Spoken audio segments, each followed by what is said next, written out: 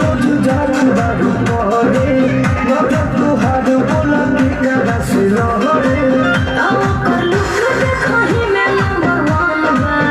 शादी ओकरे से करे के मन बा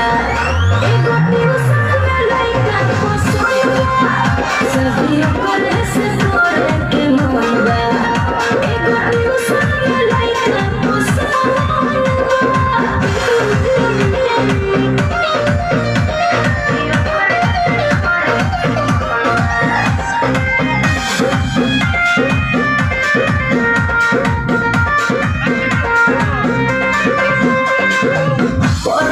पीछे लागल बा काहे में लागत धोली ही हमरा के बाही में का बुझला जब राजी बारू तब दबो हो करा के कद पर खोज कि हमर दिलवा पे बढ़ल धड़कन बा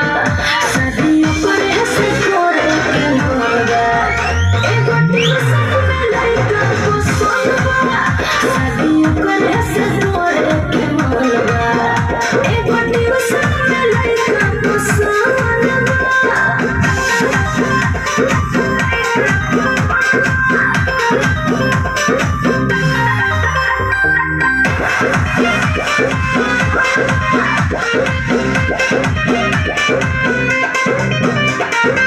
मिले नजरिया तो देला उ हंस हो प्यार के तीर जल दिलवा में धंस हो